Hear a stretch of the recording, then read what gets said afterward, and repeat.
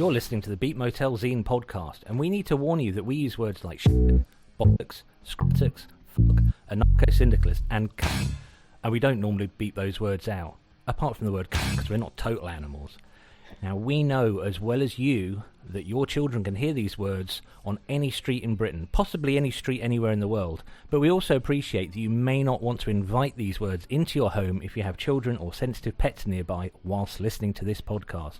So listener discretion is advised. Oops. That being said, if your children aren't allergic to hearing words like fuck, shit, buttocks or hind penis, they might learn something from listening to this podcast, although probably not, because the quality of our educational content is quite poor. So there you go, fuckers, buckle in and let's get started. I keep thinking of changing that disclaimer, but it hasn't got old for me yet. Yeah, keep it. I'll keep it. Right, you're back with Beat Motel. I am Andrew Culture. Sam is off on tour again. Something to do with somebody with big ears, but I'll leave you to decide what that means. So I have a returning guest. You're the first returning guest ever, Jay. Amazing. Thanks for having me back. I enjoyed it last time. Lovely to have you back. So this is Jay Trenchart, who I know through bloody loads of stuff. Yeah. Music stuff mainly, right?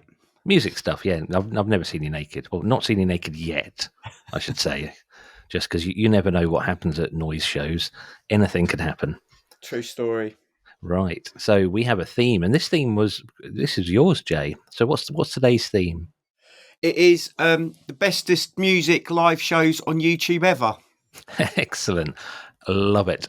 So let's start with Riff of the Week, which isn't part of that theme. It's just something we're enjoying or something we've got stuck in our head or, I don't know, something we just fancied playing. And here is Jay's Riff of the Week. So starving.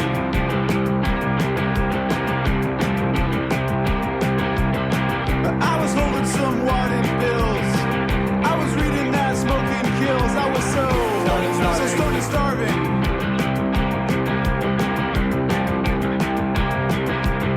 And I was walking through Ridgewood, Queens.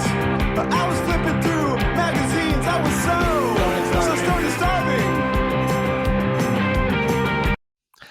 So who was that? That was Parquet Courts. With Stoned and Starving. Every time I hear Parquet Courts, I think, yep, I must listen to a whole Parquet Courts album. But never do.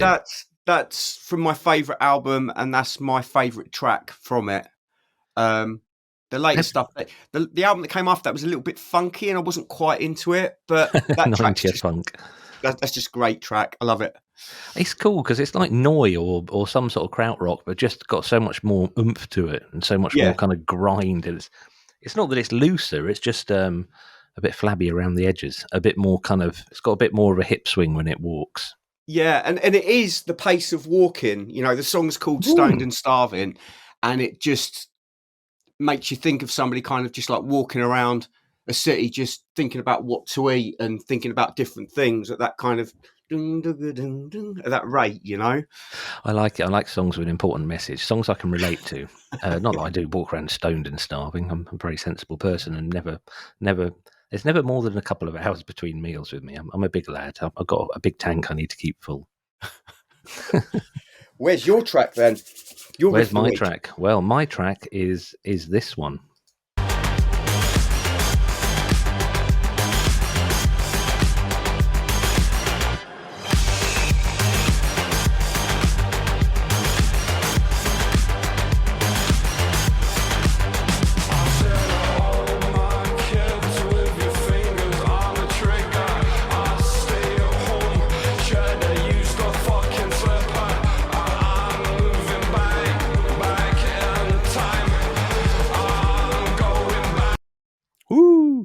That's a band called Fat Dog, and the track is called All the Same. I chose that because we saw this band, not you and I, but the royal we, Brighton the Corners last year. And I found out at the time that they'd just been signed to Domino, although it was a big secret at the time. And it's one of the best live shows I've ever seen. So it is kind of possibly almost, it's an adjacent themed Riff of the Week for what we're talking about this week. But I chose it because the gig was astonishing. The band members they turned up absolutely bollocks, like in a real mess. And Gareth, our mutual sound engineer friend was so concerned about the state of them, he gave the drummer a bucket to have next to him on stage because he was literally throwing up as he was walking to the stage, and then got on stage. And then they just played this amazing. Well, you've ever been to a gig, but you can't actually remember what the music sounds like or the songs or anything. It's just kind of like, just generally everything was brilliant. Yeah. And they got everybody kind of crouching down and laying on the floor. And Lou, singer from Stopin Sound Collective, who's got bright, I think she had bright blue hair at the time, just stood out like a doozer, like a Smurf. Were they called doozers? They weren't. What were they called? A Fraggle. Yeah, that was Fraggle Rock, I think, wasn't it? That was. I was getting my childhood memes mixed up. But they've suddenly sort of exploded onto Six Music, and that song is better than their first one they released. The first one they released, they're really odd because they sort of are and aren't electronic. And a lot of the stuff they do sounds sort of Middle Eastern, but that track, all the same, it changes so much throughout the track. It was really difficult to choose a representative 30 seconds. Yeah. Do you go to a lot of festivals in Brighton? Yeah, there's Brighton the Corners, which is everything's very upbeat, and then also in Brighton is Darken the Corners, which is all kind of goth, and then there's Polish the Corners, which is pop. There's Shit in the Corners, which is grindcore. Have you seen that grindcore meme? There's God, should never talk about memes. I have. Yeah, it's got the picture at the bottom is somebody like laying on the floor with like shit over a cabinet. Is that the one? Yeah. Yeah, that's the one. It's like punk, and it's like just someone sticking their fingers up with mohawk metals, like, you know, someone throwing up the metal horns in grindcore. Yeah, someone's just a spray of shit going up the wall. Oh, I love it. Have you ever been in a grindcore band? No. No. No. I can see sort of grindcore Italian books crossover working. Yeah. No,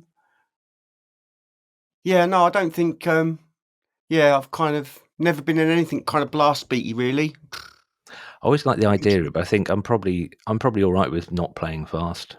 I think I've done my playing fast. I used to play insanely fast on bass, just one note, not like. You know, the left hand would just be like holding down one note. The right hand, though, that'll go like clappers, that one. I'm getting a bit old for it all, really. Yeah, well, that's weird exactly. as well, how like if you're right-handed, you're actually doing all the complicated stuff with your left hand. Now, see, I've given this a lot of thought, and I think it's because the complicated stuff isn't actually holding down the strings and holding chords or notes. I think that's actually fairly easy. I think the skill is in your right hand. Do you think? You think holding down a note is quite a mechanical kind of tonk, tonk, tonk, tonk, you know, just plonking your fingers on the strings. Whereas what your right hand has to do, it has to move very, very accurately, sort of back and forth, and change attack and aggression and whatever. So no, I thought about that for years, and I think that's the answer. Right, you might be right. The other thing with kind of getting older and playing is, have you noticed your guitar getting higher, or do you still have it down by your knees? It makes a difference. I play it sitting down these days. It's like a natural progression to, like, you start off with like Dee Dee Ramone style, like on your shins, and it gets up to your crotch by you're in your 30s. Your early 40s, you're not quite emo height, not kind of like Mark King bass under your chin thing. Yeah, and then 50, just fuck it, I'm sitting down. It is. I do think it is kind of easier to play higher, though. It is, but it just looks so shit. Yeah. Unless you're kind of that post-hardcore bend at the middle thing, and then it would get in the way, wouldn't it? That's why they're like. Well, this is why my bass is so fucked up and covered in gouges and stuff, because I played it low and kind of threw myself about. I found out that the more you throw yourself about on stage, the less people notice that you can't actually play. Yeah. Somebody said once, I don't know how you play, kind of like chucking yourself about like that. And it's like, because I can't really play. just makes it look like I know what I'm doing. Yeah. Yeah, I think not practicing sitting down probably helps. Oh man, with End Times, I used to sit down. The first few years of End Times, I used to just sit down at the back, but that's partly because I had fuck all to do for most of the set. Just sit there and wait for everyone else to sort of fire up. Me and drummer Dom used to sit and just sit and chat at the back. And I've had like a nice little sit down. I thought, well, he's sat down, so why can't I sit down? Right, so we are going to go for your first choice now. So, say the title of the episode is Best Gigs on YouTube in the World Ever, which is a play on those albums that came out, like the best punk album in the world ever. And because I thought that was clever. Well done. So, thank you. So let's go for your first selection. I've just got to say, listener, this is really, really worth going to the website beatmotel.com to get the details and the show notes for this, because I'm including links to all the YouTube videos in the show notes. Not just that, I've done that thing where you can set it up where you embed it and it starts at a certain time. So when we set up these clips for every Beat Motel episode, we always write on the show notes what timestamp, what starting point we've chosen for our 30 seconds. So there's a reason to go to the website. So Jay's first choice, I think I'm thinking this is the sort of music for dinner party around at your house. Would that be fair? Very possibly. I don't know what order you're going to play them in. But yeah, definitely sophisticated dinner party music. I always do them in the order that the guest or Sam, Dr. Sam suggests them, because I think it's like mixtape rules. You have to respect the order. Right. It's really important. So, picture the scene. What sort of meal? What's your favourite meal to cook? To cook? Yeah. Probably just bung in some noodles and a boiled egg. It's quick and it's easy, and you can multitask when you're cooking that.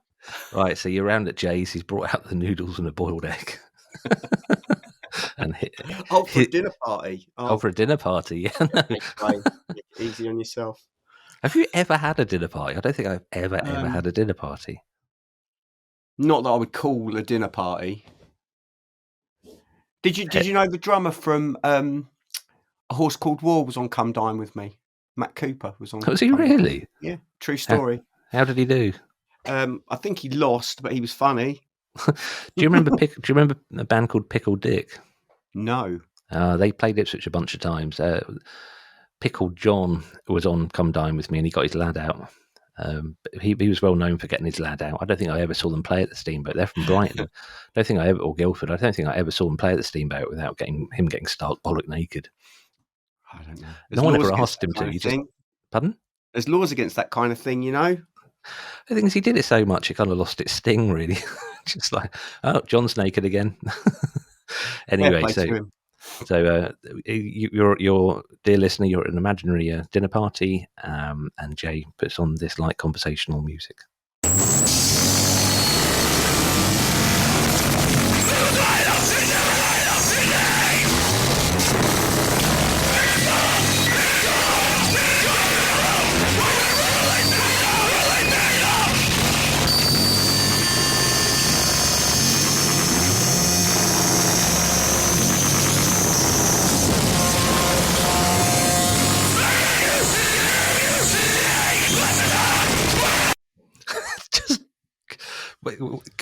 God, what is that?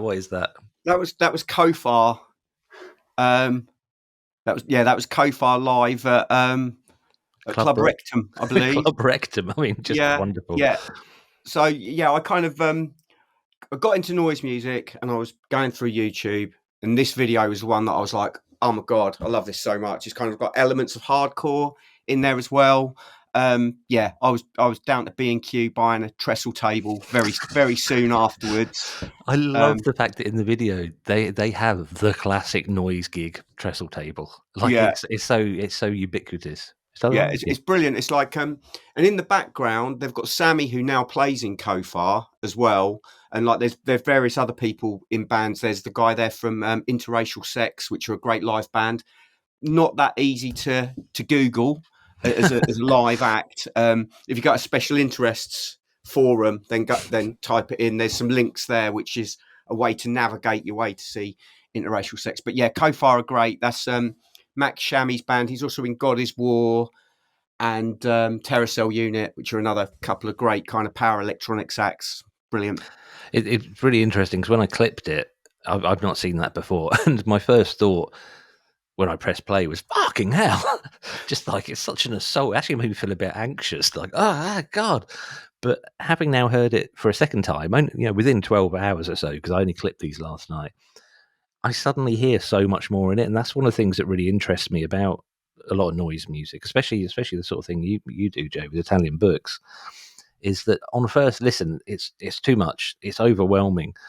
But the next time you see someone, and then the third and the fourth time, you start to go, this is not, it's not just a matter of it being impressive because it's just an all-out assault, all in the red or go to bed, as we say, that you start to go, shit, there's a lot of complexity in here. I always think noise music is much like art.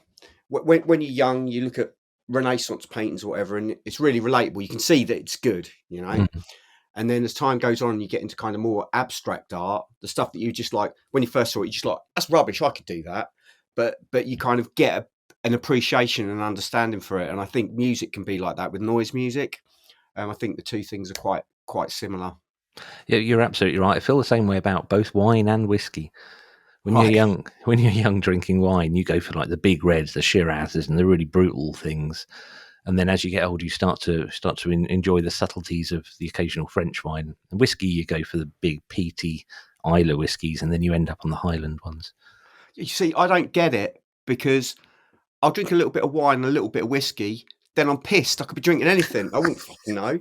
It just makes no difference. So it's almost subtleties. Like if this posh wine is working, then it doesn't matter what it tastes like. But that's just me anyway. I remember many years ago deciding that I had a mild preference for Tennant Super over other super strength lagers, and I thought having a preference is probably a problem. It's probably not a good thing. I once went to see a band in London, and there was a bus trip from Ipswich, and I'm talking 30 years ago. And I had a 4-pack on the bus, and I took a 4-pack of Tennant Super on the bus. It's 9%. On the fucking bus? So, yeah, I kind of drunk it, and I think I had all 4 cans. There's no toilet on the bus, and the driver wouldn't pull over. So I was, like, well drunk and really, really, really needed a piss. And I just remember, like, when it pulled up at Camden, I think it was, like, at the garage or something, the gig, just, like, getting out of the bus and just being, like, straight away, just having a... Now, if the bus wouldn't stop, I'd just be like, right, man, you're going to clear it up. I'd be like, but I was a bit younger then, a bit more kind of like, yeah, crazy. Sorry, 4 cans of Tennant. Yeah. That is, I'm surprised you're even conscious. I think I drank them. I might not have drunk them all, but I certainly was drunk and I certainly needed a wee. Sort of so you would have been in your 20s 30 years ago, or possibly a little bit younger. I think 1 can would about do me. Would about be all that was needed to work, to put it into your context. I think it might have been an Ipswich band. I think it might have been the Crane Flies were playing in London. I've not heard of them. Rightly. Who were the Crane Flies? I can't remember the guy's name. Not that it's going to mean anything to most listeners. Or anything. They're a good band, though. Oh, cool. So you had a good time, apart from your kidneys nearly exploding on the bus. Yeah. Oh God, I can't think of anything worse. I'm so grateful. There's little advancements in mankind that I don't think people celebrate enough, and one of them is that coaches generally have a toilet now. Yeah. I think that's just mankind has moved forward. For all the kind of the war and the miserable stuff, you can now take a piss on a bus. Yeah, trains are better though, aren't they? They are better, but I was looking after my niece and nephew a couple of weeks ago, and we went for a day trip to Lowestoft because we were thinking, why have we never been to Lowestoft? And then we found out, and he needed a wee on the train, bless him. And despite the fact they live next to a train station, they don't appear to have been on trains around. I said, okay, sure, it's there, and they've got these huge doors. The doors are massive, so you can easily get a wheelchair in. Again, another advancement of mankind. So he walks in, and he just walked up to the toilet and just went to drop his trousers. No, you've got to shut the door first. You're not home now. Like panoramic view, because you can just see down all the carriages. I was thinking, God, there would have been so many people. And then he did his business, and he came back out, and he just went, that was really difficult. I said, what do you mean? He said, well, the train kept moving all over the place. I was thinking, oh, God, what's he done? And bless him, like, he didn't make a mess because his sister went in afterwards and she would have let us know. But I said to him, I told him one of those lies that you tell children. I was saying, gentlemen sit down on a train. It's like I would ever sit down to have a piss on a train. Anyway, we're going wildly off track. That thank you for Koufar. Is it Koufar? Koufar. I'm not quite sure how you pronounce it. I'm not sure that it matters too much. Yeah, you're giving it the slightly more North Suffolk twang to my South Suffolk twang. Yeah, I can't remember exactly what it means. I think it means like war in Lebanese. A lot of his projects about the history of Lebanon. So it's like it's really, really so much to the project. It's a really good project to check out. I want to know if Club Rectum is the name of the venue or just the name of the club night. I think that it's the name of the venue. I think it was really. I've got to know now. I think it was that might have been Summer Scum. That might have been part of the Summer Scum Festival, perhaps. I could be wrong. Scumfest T-shirts were always a bold thing to buy because I can remember one year the Scumfest T-shirts, they put the logo in such a way on the shirt that if people wore it with a jacket, it just said Cumfest. Oh man! Maybe I'm getting mixed up. Maybe it's not Summer Scum then. Is that not a noise thing? I've looked up Club Rectum, and the first result in Google is Rectum Private Gay Men Club Fetish Cruising in Barcelona. Oh right. So that's not Barcelona, I'm pretty sure. So it's a different one. And then after that, I'm not sure I want to click on any of the. Oh God, there's image searches. It's not Club Rectum, is it? Club Rectum's where they used to do like psychobilly stuff, isn't it? Oh, is it? No, that's Club Foot. Yes. No, that's Club Foot and Rectum confused. Your toilet times must be a nightmare. Kids coming in from a mud. Sorry, I'm amused myself with the thought that I'm going to have to share. Like, you kind of in Jay's in your house, kind of getting confused between like your foot and your rectum. Like kids come in from the kids. Don't forget. It's early though. We're doing this podcast at 11. We haven't been up long, right? No, it's like, kids, don't forget to wipe your rectum on the mat. Oh man! All I need is a word like rectum, and I'm just off in my happy place. Right, before this absolutely goes to shit, I'm going to play my first choice.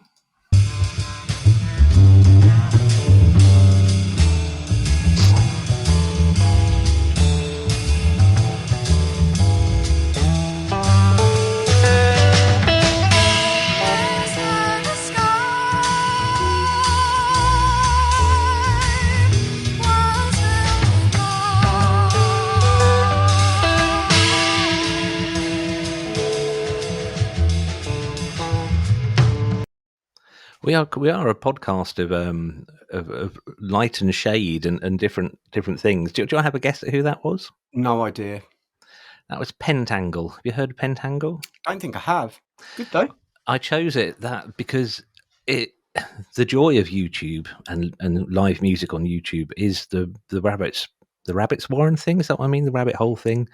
The rabbit rectum thing, where you watch one video and then another one gets suggested, and you just sort of let it roll on, and possibly because you had 4 cans of tent soup, and you end up just discovering something that you wouldn't choose to go and listen to. So Pentangle were fairly famous, like psych folk band from the late 60s, right. And this video, again, really hard to choose a 30 seconds that actually sums up the whole thing, but it's one of the video that was recorded in a studio, I'm guessing for a TV channel, but it's in 4K, and I love that these 4K bits of footage have started popping up, and because it's so weird seeing 4K stuff on YouTube now, it looks like it was filmed like a couple of days ago.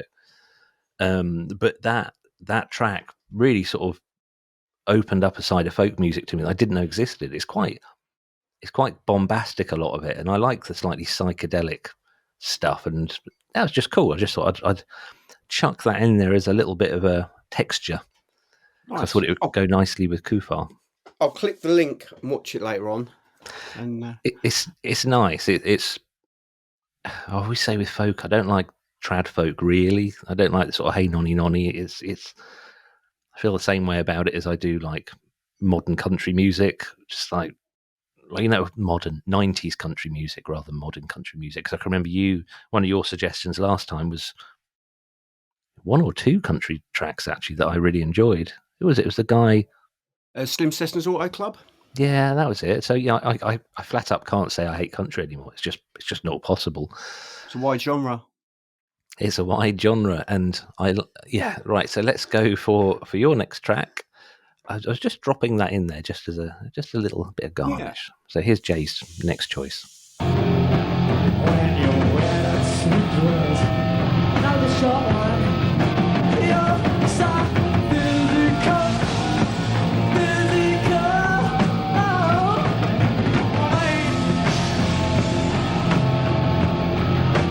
just turn physical,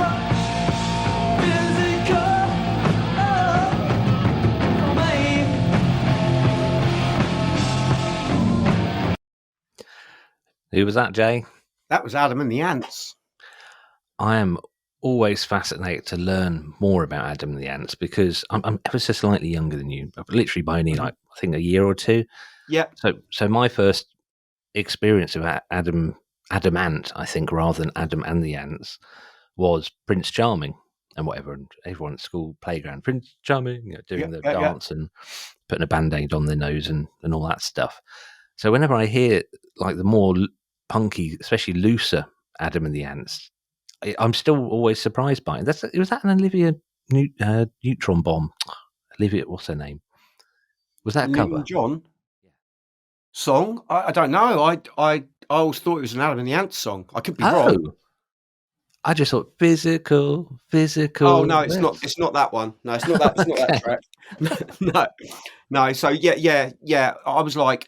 I was like 7 or 8 when, for my birthday, my uncle bought me Kings of the Wild Frontier on tape, and like Adam and the Ants, it was like they were the band that I was like, oh, I want to be in a band, seeing them as a kid, and it was all like, it's really good to be able to watch these live gigs back, because back when I was a kid, they were on Top of the Pops miming or on like some Saturday morning TV show, and it was.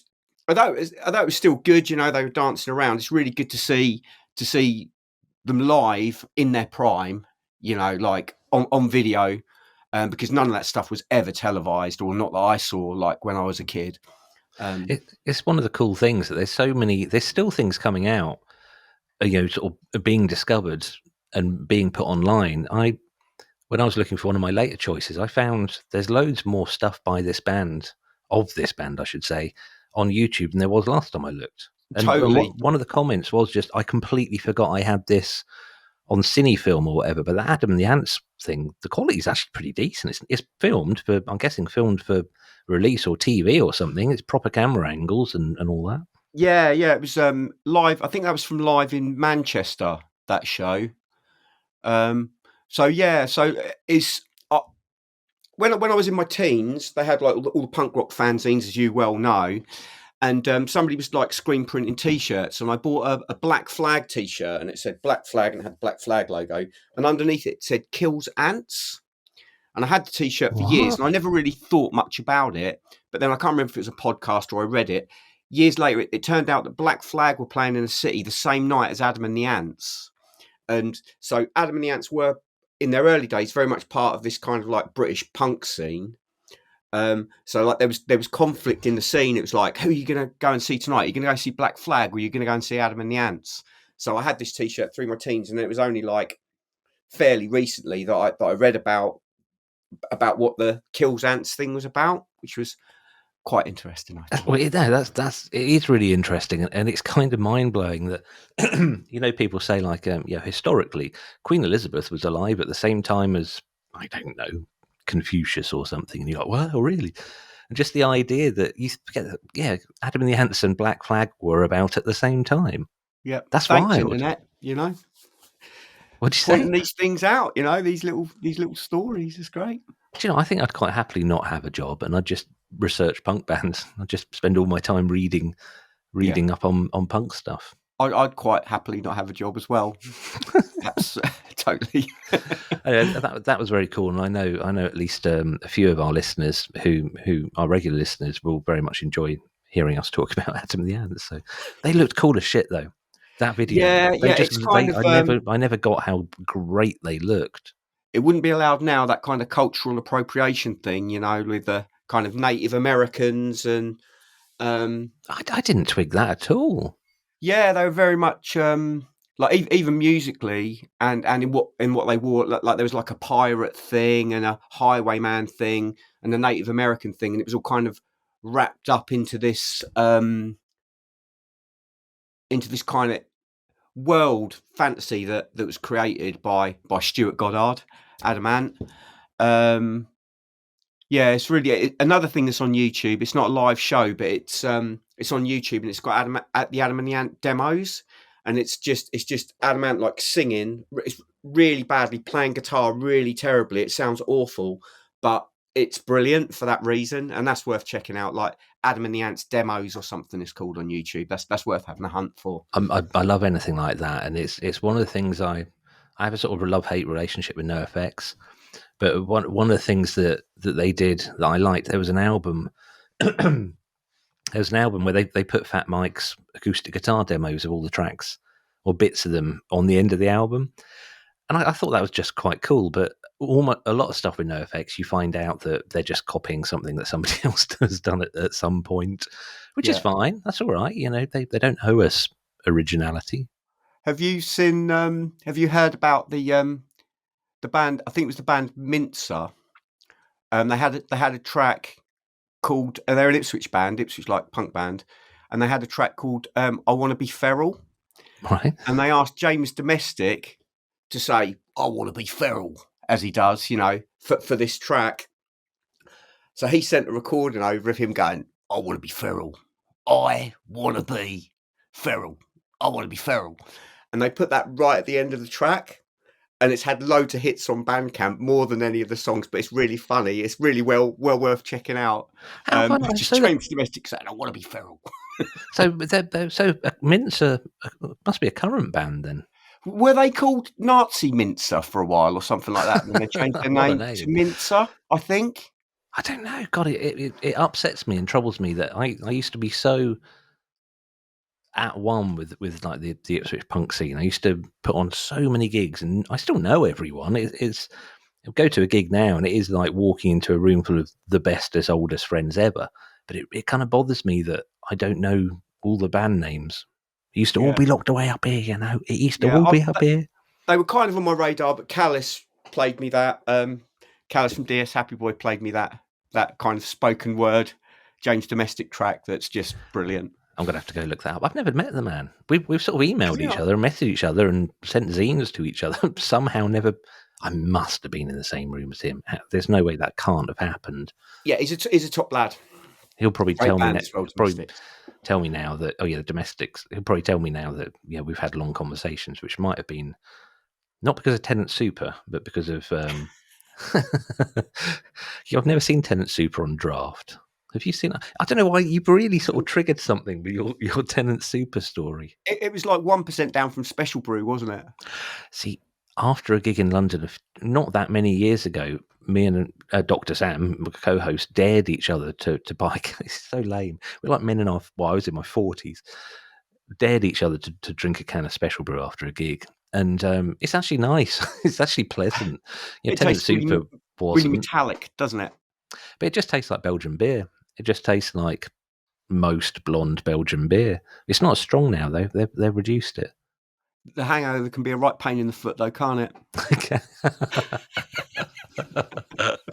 Oh, man, that's my favouriteest thing of the day so far. And it is early, but I think that's going to remain the favouriteest thing. Kids wipe your rectum on the way in. It's just... All right, let's go for my next one.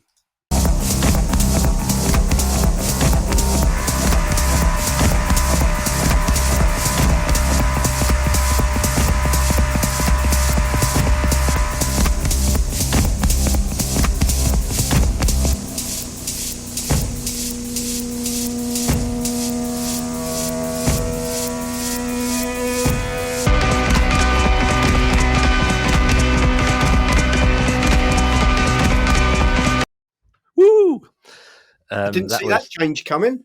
No, that's why I chose that exact bit, and it took me fucking ages to like skipping backwards and forwards, because when you've got a long, like a full set, and it's like an hour or something. This one, it's at Rival Consoles, doing Boiler Room, and then there's stuff I don't understand, like it says Mutec MX something. But yeah, when you've got like an hour set, trying to find a particular bit, you have to be really, really precise with the little, what is it? A playhead, little slidery thing. Yeah. Cursor. I don't know. Didn't you go and see him in London? I've seen him a bunch of times. Yeah, there's a Beat Motel episode when Matt Fantastic and I reviewed it.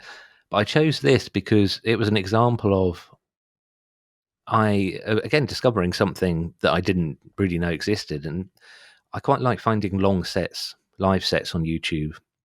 And I'm not being a ponce here, but I've got a bunch of screens both here and at my home studio. Well, it's because it's why I use screens for a living, so I can have a video playing on the screen over there, and it's quite nice just to sort of work along with and listen to the music. But it was that bit, which is 21 minutes and 39 seconds into the track, where it just suddenly goes dum. I just kind of wow, that's fucking brilliant, and then went off and discovered more about Rival Consoles and have been a fanboy ever since. Rival Consoles, like, don't tell Andrew that was a fucking accident. Yeah. Oh shit. I did wonder in the video he puts his pint down and then like quickly spills it everywhere. But it is I quite like the Boiler Room things. They always seem to be a little bit more interesting. I've always thought that bands that I'm in, it should always be an event rather than a gig. It should always be something a bit more than just turning up and playing, and it doesn't have to be pretentious. But I like the Boiler Room sets because they are always something interesting. There's like a DJ set by Francois X that I really like, and his decks are in the middle of this huge crowd. And there's no barriers or security or people. It must have been a real pain in the arse to actually DJ, but they don't. I was going to say his records get scratched, but they don't do that now, do they? No, I nearly got kicked out of a nightclub in Felixstowe once because when I was at college, I was doing the course you do before nursing, so I was the only bloke on a course of like 50. So we used to go out on the Raz in Felixstowe with my girlfriends, what I mean, my friends. And they used to take great delight in shoving me into the DJ booth when we were in scrappy nightclubs. And they managed to shove me. I would always manage to dodge it or not. But they managed to shove me, and I hit the DJ booth in a place called Metropolis or something. And literally the music stopped like that. And I looked round, and the DJ was, he was not a happy lad. And I managed to sort of dissolve into the crowd and then say, I think we need to leave. Yes, it happens all the time for DJs. Surely, people banging into them and. What does it matter now? They use memory sticks and stuff. It'd have to be a fair old shove for a memory stick to pop out. I don't know. I don't fully understand the technology. Right, let's go for your next choice, which I'm just going to say before I press play is something I've known about for years and have been meaning to watch for years. So first of all, thank you for reminding me this exists.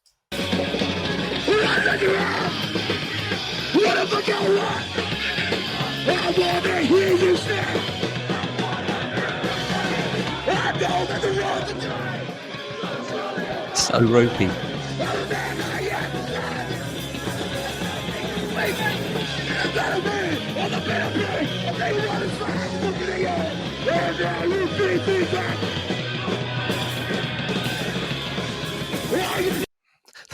Sound quality is abysmal, but it's still fantastic. It's so the camera's like really directional. If you watch the whole thing, it's like as he pans away, you hear nothing. So that's sound like, just goes woof. Yeah, it just completely goes away. So yeah, like fucked up at 2:00 in the morning, live on a bridge. At the beginning, they say, "If anyone dies, don't tell the cops," and they go straight into it. God, that album though, is it Modern Chemistry? What's it Something called? of Life, isn't it? Oh, I've got to know now. That when Fucked Up first came out, they were so hyped.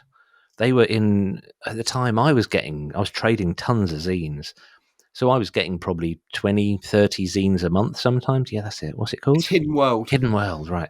And that track's baiting the public. And Fucked Up were literally in every single punk scene there was. All of them.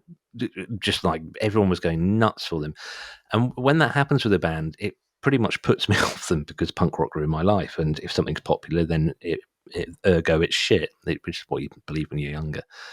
And I thought I can remember I got sent Hidden World to review.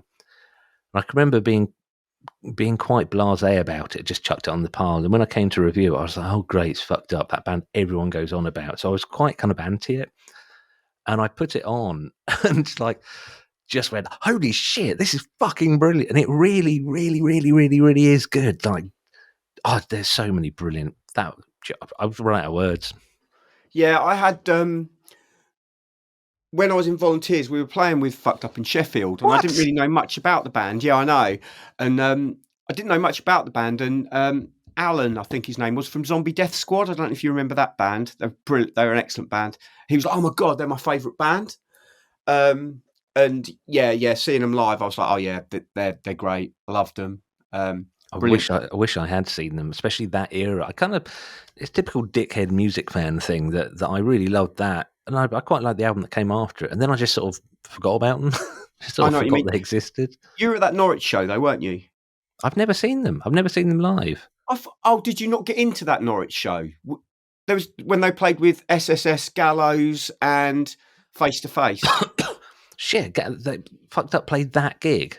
Did we not chat about that? Yeah, we did. I didn't. Face to Face and SSS. Yeah, I didn't get in, and shit, that must have been before I'd heard Fucked Up because I rang the PR agent. The PR agent was like, "Look, just buy a ticket and I'll refund you." And I was being a twat. I've got no. There's no defence at all for me being annoyed with the security staff for not letting me in when I was on the guest list. But if I had have heard Fucked Up before then, I would have done anything I could to get into that room. UEA, wasn't it? Yeah, it was really busy. God. It was really. I just remember it to be massively busy, that show. So were people into Fucked Up? Was everyone singing along? I think Fucked Up and Gallows were the main pull. SSS were like a kind of a thrash band that were doing quite well. It had they were from Liverpool, I believe, and then I think Face to Face played, which I'm not really into Face to Face, to be honest, but. It could be a good idea for an episode. Like, I'm going to make a note, actually, that bands that you can't hear because everyone's singing along. So Against Me is another example. Go and see Against Me. You will hear the band, but you'll hear the crowd singing along much, much louder than the band. Out of my video selections, Fucked Up are the odd band out, I realised, after watching it. I'll come back to it in a little while, but I'm going to open a little can of worms with you in a little while. Yeah, thanks for that. That reminded me that I need to listen to Hidden World again because it just start to finish. What an album! Yeah, so good. It is a cracker. It is a cracker. Right, let's go for my next choice. And this isn't going to sound great, but I'll again, listeners, go to the website and watch the video, and you'll get it.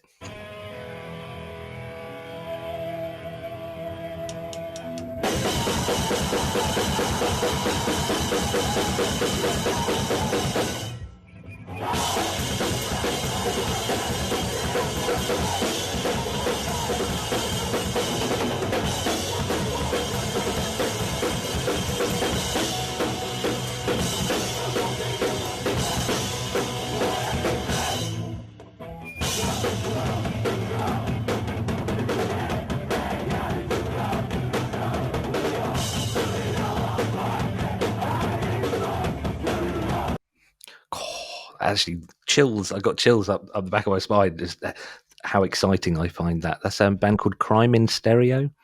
Oh, okay. They're like they kind of they started off on Bridge 9, right? So yeah, they were kind of a hardcore band. But that video, I can remember I got sent their album and thought it's really good. Just thought this is really decent. It's called The War on Terror or something like that, and.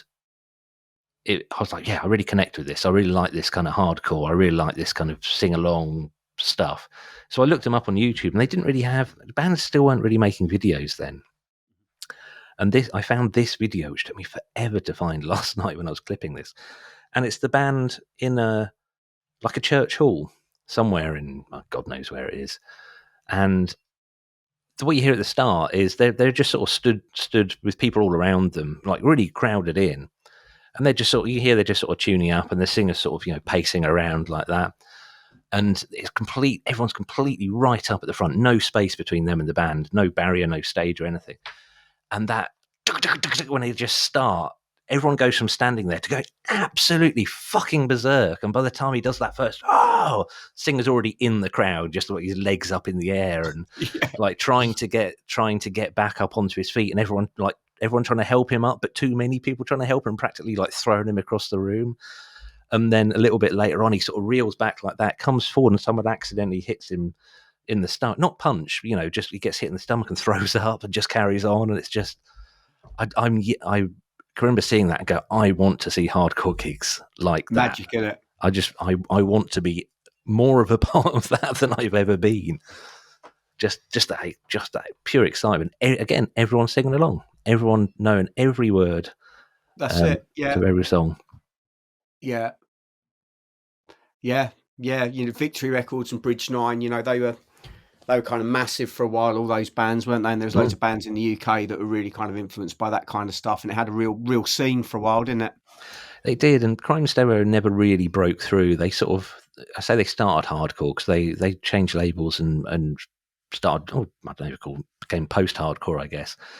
And I don't think they ever really broke through worldwide. I mean, I saw them, I interviewed them, and then I saw them in London in this tiny little basement about the size of my office. And I walked in, I was like, yes, basement show. This is exactly how I want to see this band. I know that video so well.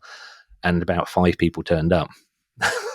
And the singer was really unwell, actually. He was like sat down like with like hot water and a flannel, like trying to clear his note. And I sat and had a chat with him, and they sort of didn't want to be, I don't think they really wanted to be there. But they were nice.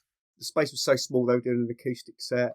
Oh, no, that would have been awful. That would have been terrible. And then the next time I saw them, they were touring. I saw them at UEA, and they were touring with, there's a massive, almost skate punk type band that everybody really loves, and I never got. And the bassist always plays without his top on. He's a big lad. Oh, shit, what are they called? Oh, I can't bloody remember. Like massive band. And by then, I still loved them, but they were getting quite experimental. And I can remember reading a review for their album that said, I think it was in either Suspect Device or Maximum Rock and Roll, and it said, this album is the sound of a band disappearing up its own arse. And it was one of those things I kind of went, shit, they're right. And then they split up shortly afterwards. Oh, it's really bothering me. I can't remember the name of that band. Doesn't matter. Let's move on. So, your last choice. It's another choice I'm thrilled to see.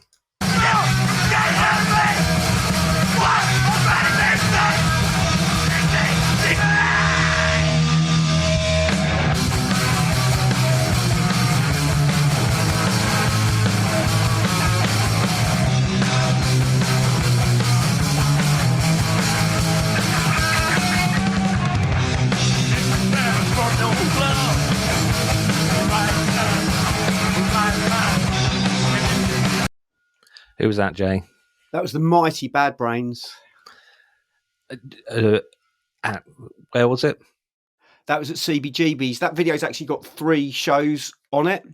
Really?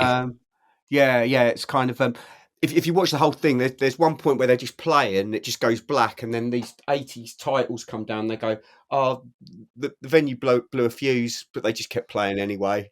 And it's great. It's got like, again, there's like people on the stage, all round the stage. It looks like the cast of Suburbia. You've seen that film Suburbia, right? No, you haven't seen Suburbia.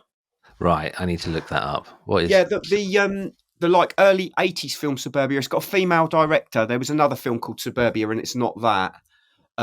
It's got DI and TSOL play live. They've got live songs in it. Yeah. Oh my god, I need to see that. It's great. It's got. Do you ever see the film Dogs in Space? Newfound Glory. Sorry, I just remembered the name of the band. Newfound Glory. Oh yeah, Newfound. Yeah, they were huge. Sorry. They were huge. Yeah.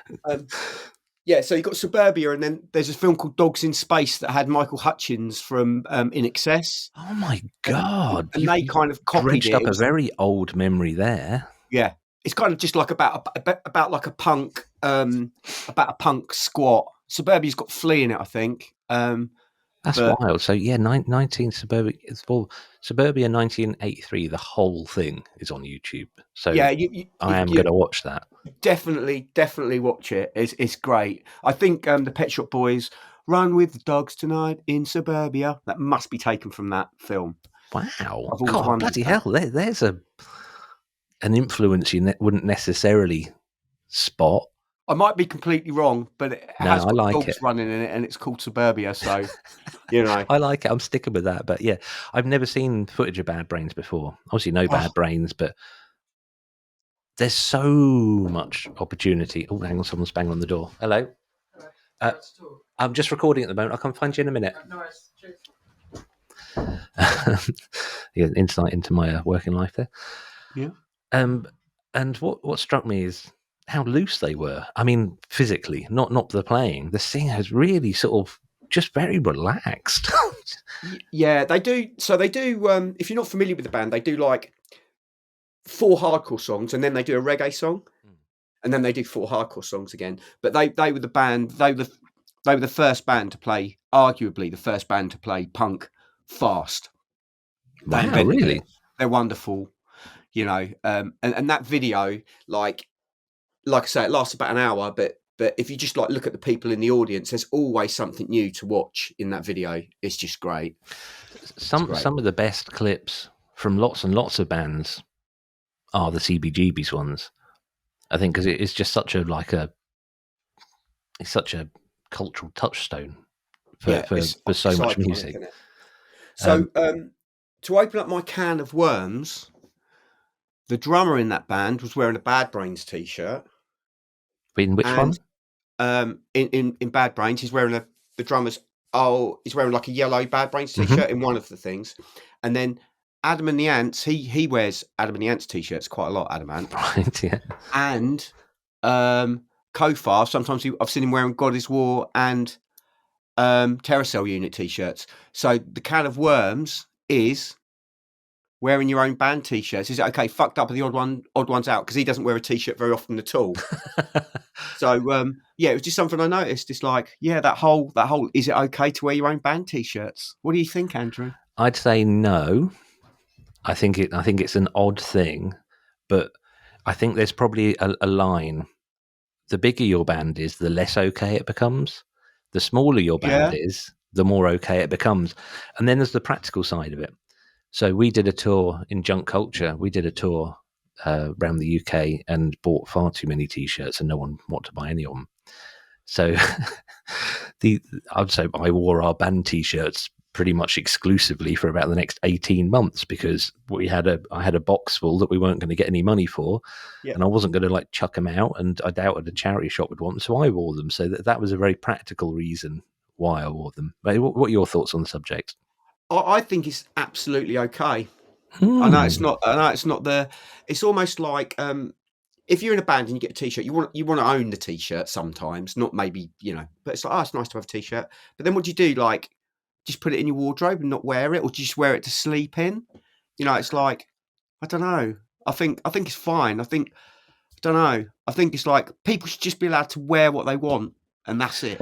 Oh God, yeah, of course. But punk rock ruined my life, so I have to have an opinion on things that don't matter. I realised I'm completely contradicting myself here, because there are 2 These Are End Time t-shirts in existence. There's only 2 that I'm aware of. I've got one and Rocky's got one, and I will wear it to gigs sometimes for advertising.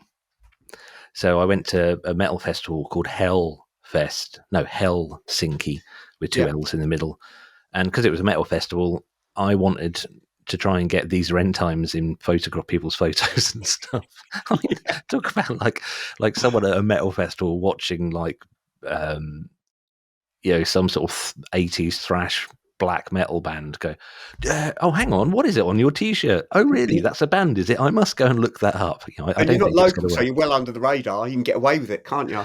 Well, and also, I only met 2 people that day who spoke English, excluding Dr. Sam, who obviously spoke English, and I don't speak any Finnish at all. It's one of those languages. Like when the first time I went to a festival there, I said, I asked Sam, who's lived there for a few years, I said, can you just teach me the basics? Just that I'd like to know how to say thank you or how to say please.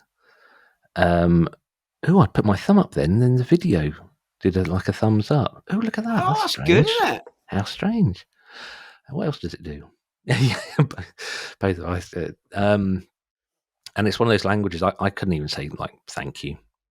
I just couldn't wrap. Yeah. I've got the wrong teeth. I've probably not got enough teeth really to speak the Finnish language. But My biggest one though, it's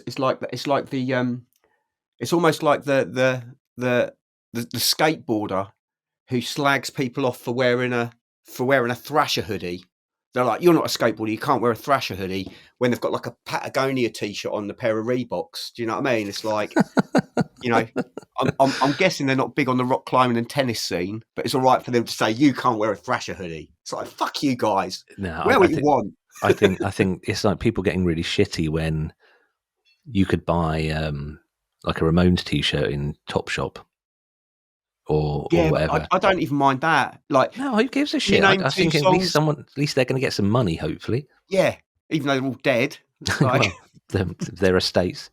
God, is Tommy's dead as well now, isn't he? I think so. There's all loads of peripheral Ramones who are still alive. Yeah. There was quite a few people. It was like it's going to take probably 50 or 60 years before we can comfortably say every member of the Fall is dead. Yeah. 'Cause there's It's so almost many like of that, them. like that Napalm Death thing where the original lineup, they don't have a single original member, do they? It's like the whole Do they band is not? made up of. No, I don't think so. Yeah, they're like, as people have left, people have come in. I could be wrong, but I'm pretty sure they don't have an original member at all now. Wow, like the Triggers broom of grindcore. Oh, what a lovely thing! Right, so for the last track, I've chosen something which again I just stumbled across, and it's not actually a gig, so I've broken the rules a little bit. It's a bunch of lads sat around a table, but it will make much more sense when I play it. So I should probably just do that. Numbers. Snatch your plate from you, see if y'all can fake hunger. Better keep away from us. It's Okay, I kick up, flip shit up, keep it moving. Hip hop, you can't stop this type of movement. I'm a storyteller, so let me get right into it. About this time, I'm almost died over some coochie. Say what? Brown skin, it was this cutie. She threw a party at her crib, told me come through, but damn it, I knew better. Granted, I'm too clever, but I'm from Philly, I'm ready, rumble like whoever. I'm on the way. Something kept telling me, boy, you foolish. Couldn't get a lift from my nigga, so called the Uber. Got dropped off, hit 5 stars. He was the coolest, but not the. I don't know if you and I have really talked about hip hop. I don't know if you'd like. Do you like hip hop? We touched on it before. I do, but only. I'm not deep into it. Who is that? That's they're called Coast Contra, and Right. the video's called Never Freestyle. It's just a freestyle thing. Well, it can't be completely freestyle because that last guy, who is astonishing, tells a whole story really, really nicely, really well written, really like start, middle, end in such a perfect little way. It can't just be like off the top of his head. But Yeah. I love the. I wouldn't say I'm deep into hip hop. I'm certainly wouldn't. I couldn't answer questions about it like I could like noise music or punk or something. But Yeah. I really love that kind of performance where it is just here's a beat. You literally sat around a table taking it in turns to do a bit, and I think that's just I don't know. I just love it. I just think it's really cool. It seems like to me to be like the punk of hip hop. Yeah. Because it's not like I don't like bling hip hop basically. Like I Yeah. don't like bling metal or anything that's too polished. Yeah, I think that whole gangster thing like really kind of rose. It was well known. It was the main kind of hip hop genre for a while, and I think it was probably the first. Well, probably not the first that people heard, but it was kind of like it was almost like that was hip hop, and that was all it was. But yeah, you do have to dig a little deeper, I think. It's so weird for how what became megastar hip hop, stuff like Puff Daddy and just like stuff that's just cack. It's like saying, oh, I don't like punk because I've heard. Oh, I can't think of a punk band I'd be prepared to shit on enough to say to say that. Or like saying, well, I don't like pop music because I've only heard S Club 7. Like, there's some great pop out there. There is. You've just got to dig a little deeper. I think whatever is at the top of the charts and is at the top of the consciousness of listeners is generally the lowest common denominator. It's the least threatening, least interesting of any genre. Yeah, very often I would agree with that. Yeah. Yeah, it's a wide genre.